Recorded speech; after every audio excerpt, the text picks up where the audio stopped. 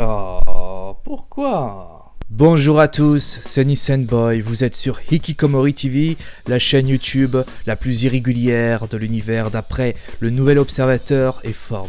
Véridiquement vrai. Normalement, je devais sortir une nouvelle vidéo pour vous parler d'un manga, qui est le voici, Gigant, le dernier bijou de Hiro Yaoku, l'auteur de l'incompris Gantz et du très bon Last Hero Inuyashiki.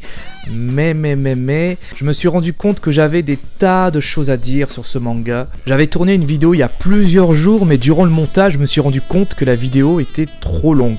Je dis trop de choses parce qu'il y a tellement de choses à dire sur ce manga. Je parle d'anecdotes, je cite des références, je faisais des analyses très voire trop poussées. Du coup, je me demandais si je ne devais pas refaire la vidéo en essayant de dire le moins de choses possible, histoire que la vidéo ne soit pas trop longue. J'hésite à retourner la vidéo entièrement. Alors dites-le moi dans les commentaires, est-ce que ça ne vous dérange pas, vous, de votre côté, que je puisse faire des vidéos un peu longues, genre 15 minutes, 20 minutes, voire plus. Ou si vous voulez un truc plus concis, et tant pis si je passe à côté d'infos importantes concernant le manga, voilà, donc dites-le moi. Du coup, je me suis dit, en attendant, j'allais tout de même sortir une vidéo cette semaine quand même, parce que j'ai dit que j'allais sortir un truc cette semaine, et si je le fais pas, j'aurais l'air con, comme d'habitude.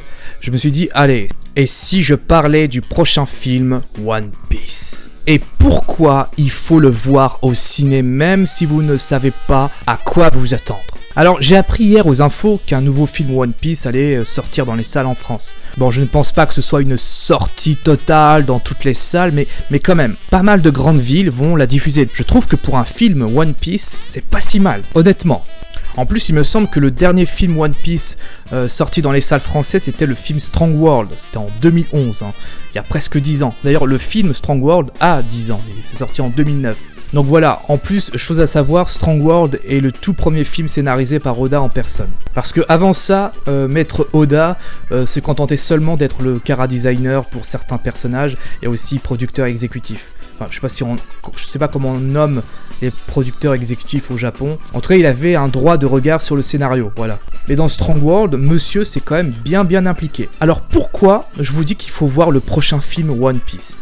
En fait, ce n'est pas seulement pour les films One Piece, mais pour tous les films d'animation japonaise de manière générale. Il y a encore quelques mois seulement, il y avait des films d'animation qui sont sortis dans pas mal de salles en France. Mais comme peu de gens étaient curieux de la chose, ces films ont fait un gros bide monumental. Je pense à des films comme Purumeru ou Promare, qui signifie jument professionnel. Tu m'étonnes qu'avec un titre pareil, ça allait être difficile d'attirer les foules.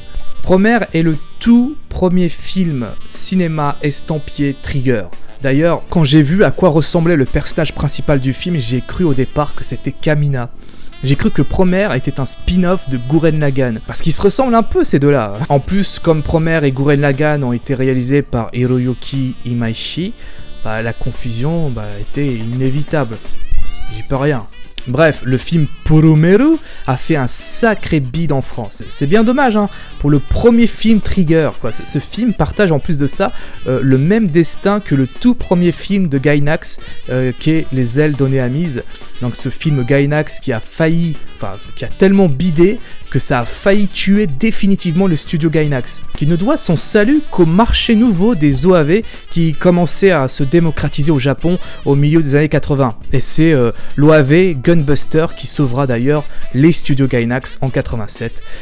Même s'ils sont pas vraiment sortis d'affaires pendant cette période, parce qu'il faudra vraiment attendre le succès d'Evangelion juste après pour que le studio commence à retrouver sa bonne santé. D'ailleurs, chose amusante, en parlant des ailes données à Mise, il y a une différence quand même avec ces deux films, c'est que Les ailes données à Mise, contrairement à Promare, fut le tout premier film d'animation que doublera Bryan Cranston dans sa carrière. Eh ouais, Bryan Cranston, qui double un film Gainax dans sa version US. Vous connaissez Bryan Cranston, le papa de Malcolm, qui vend de la meth dans le remake de Godzilla. Ouais, celui-là. Bref, Oneamise a bidé, Promare a bidé, et cette année, il y a aussi Les Enfants de la Mer qui a plutôt bien bidé aussi, malgré le bon accueil critique. Donc, pourquoi je vous parle de tout ça ? Je vous parle de ça parce que, et ça je le dis sans exagération, le destin, écoutez-moi bien, le destin, l'avenir des films japonais d'animation au cinéma en France dépend de vous. Il y a de plus en plus de films d'animation qui sortent dans les salles en France chaque année, plus qu'il y a 15-20 ans. Pour vous dire, il y a 15 ans, c'était les films de Miyazaki et autres productions Ghibli qui monopolisaient le domaine. Et les films Ghibli ne sortaient pas une fois tous les ans. Pour vous dire, c'était des films qui étaient très difficiles à réaliser et qui mettaient des années pour être produits. Bon, on avait aussi le droit de temps à autre à des films comme Steam Boy de Katsuhiro Otomo, l'auteur d'Akira, ou la suite de Ghost in the Shell, ou Ghost in Seychelles comme j'aime bien le dire. Pour ceux qui ne savent pas ce qu'est Ghost in Seychelles, c'est l'histoire d'un fantôme qui se cache dans un coquillage sur les plages du Seychelles. Ghost in Seychelles.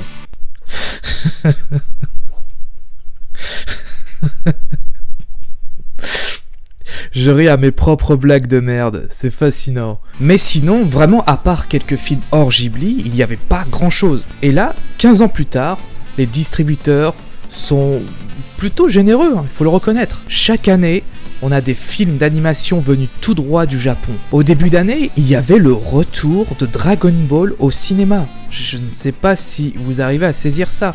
24 ans plus tard. La dernière fois qu'un film Dragon Ball est sorti au cinéma, c'était en 95. Je le sais, parce que je me souviens que quand j'étais gamin, je voulais le voir au cinéma. Mais mes parents, ils voulaient pas. On a la chance fabuleuse de pouvoir visionner sur grand écran ces films. On a la chance de pouvoir les visionner actuellement sur grand écran et pas en direct DVD comme ce fut le cas par le passé ou en direct VHS pour les anciens comme moi. Mais voilà, le problème, le très grand problème, vraiment le très très très grand problème, c'est que quand ça sort, personne ou peu de gens vont les voir ces films. C'est quand même assez perturbant quand on pense que la France est devenue, depuis pas mal de temps, le deuxième consommateur de manga dans le monde, mais aussi possédant l'une des plus grandes expositions sur la culture otaku, pour ne pas dire la plus grande dans le monde, avec en moyenne 200 000 visiteurs par an. Ça le fout mal quand même pour un pays tel que le nôtre. Quand un film animé sort, ça remplit les conventions pour en parler, mais ça déserte les salles de cinéma. Allez comprendre. Après, il y a plein de combinaisons de facteurs qui expliquent cela. Je pense que la raison principale est avant tout un problème au niveau de la promotion. Chaque fois qu'un film animé sort dans les salles, on a malheureusement souvent le droit à une promotion timide, voire inexistante. Ces films survivent un peu grâce aux bouches à oreille, très souvent, de petites personnes comme nous, les gens random sur les réseaux sociaux notamment. Et c'est un peu triste quand même. Pourquoi il est très important de voir le prochain film One Piece au cinéma le mois prochain? Parce qu'en allant voir un film japonais d'animation, vous encouragez le média à se démocratiser dans le pays. Il faut encourager tous les films japonais d'animation qui sortent et qui sortiront à l'avenir. Il faut aller voir ces films, même ceux qui nous semblent mauvais au premier abord ou sans intérêt. On peut tomber sur de belles découvertes, on peut passer sur de véritables chefs-d'œuvre sans le savoir, et avec le magnifique pouvoir, la merveilleuse technique qu'aucune société de distribution n'a le secret à part nous, spectateurs, qu'est la technique secrète du bouche à oreille. Que dis-je? La technique secrète du bouche à oreille. Ceux qui n'étaient que des curieux réussiront à ramener d'autres curieux et petit à petit, des foules entières pourraient investir les salles. Les distributeurs en distribueront davantage par la suite. Ça va être un cercle vertueux. Et les novices qui ne s'y connaissent rien à la japanime pourront en profiter eux aussi. Leur point de vue sur ce média certainement négatif et cynique pour la plupart changeront. Ils changeront de regard, comme Télérama a changé de regard sur l'animation japonaise, en n'hésitant pas au départ à comparer la japanime à une invasion hitlérienne au début des années 80-90, puis à aduler tous les films de Miyazaki quand ils ont vu que ce dernier faisait des sous-textes communistes dans ses films. Vous voyez? Bon, même si Télérama, c'est toujours de la merde au niveau critique ciné. Bref. On démocratisera la chose. Ça sera merveilleux. Voilà pourquoi il faut voir le film One Piece au mois d'octobre. Et tant pis si vous n'êtes pas à fond sur One Piece, vous connaissez un peu son histoire. Pirate avec une bite en caoutchouc, portant un chapeau de paille, qui veut devenir le roi des Hokage en essayant de trouver les mystérieuses cités d'or. Tout le monde connaît One Piece, même ceux qui ne connaissent pas. Donc voilà, si ça peut permettre de voir des sorties de plein d'autres films japonais d'animation sur grand écran, et pas seulement des Miyazaki, hein. J'adore Miyazaki, mais voilà, faut savoir que Miyazaki, sachant que monsieur a pris sa retraite, à moins qu'il soit sorti de sa retraite, ou qu'il soit reparti en retraite pour ensuite revenir comme d'habitude en nous disant Otoshino, Taishoku wa Machigai deshita. On a l'habitude avec lui. Après, il y a aussi une autre raison pour laquelle je tiens vraiment à ce que vous puissiez tous voir One Piece au mois d'octobre et aussi voir tous les autres films japonais d'animation, parce que l'année prochaine sort au cinéma Evangelion 4.0. Enfin, ça ne s'appellera pas 4.0, mais 3.0 plus 1.0, parce que Hideaki Anno est un vrai tordu. Voilà, c'est comme ça. Je veux que vous souteniez les films japonais d'animation, parce que je veux voir le dernier film Evangelion l'année prochaine au cinéma. Vous vous rendez compte, ça serait en plus de ça très symbolique, parce qu'il faut savoir que dans le 4e film de Evangelion, qui sortira l'année prochaine, une partie de l'histoire se passera en France. Sachant que ce qui est marrant en fait dans l'histoire, c'est que la première série télévisée de Hideaki Anno se nomme Nadia et le secret de l'eau bleue. À la base, c'est une fiction inspirée par les œuvres de Jules Verne. L'histoire de Nadia commence en déroulement en France. Et petite anecdote aussi, à la base, Nadia et le secret de l'eau bleue devait être un film scénarisé et réalisé par Miyazaki. Mais son histoire était tellement trop dense pour un film qu'il s'est dit que ça fonctionnerait mieux en série télé. Et il a filé le projet à Anno, qui était devenu son ami entre-temps. C'est beau, hein. Si le dernier film Evangelion sortait en France, d'une certaine manière, c'est comme si on bouclait la boucle. Ça serait tellement merveilleux. Voilà, cette vidéo est terminée. Je vous dis à très vite pour de nouvelles vidéos. Pour la prochaine vidéo, donc, ce sera une critique analyse sur le dernier bijou de Hiroya Oku. L'histoire d'amitié entre un lycéen et une actrice porno avec des gros boobs. C'est très profond et métaphysiquement poignant. No ironie. Je vous dis à très vite, portez-vous bien.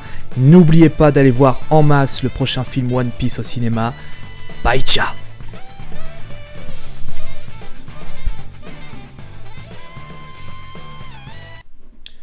J'en ai rien à foutre de voir ce One Piece au cinéma. Je le materai quand ça sortira en torrent. Me mater un épisode fillers d'1h40 bourré de fanservice, non merci. Si je fais ça, c'est juste pour espérer voir le prochain Evangelion sur grand écran. Merde, c'est pas coupé.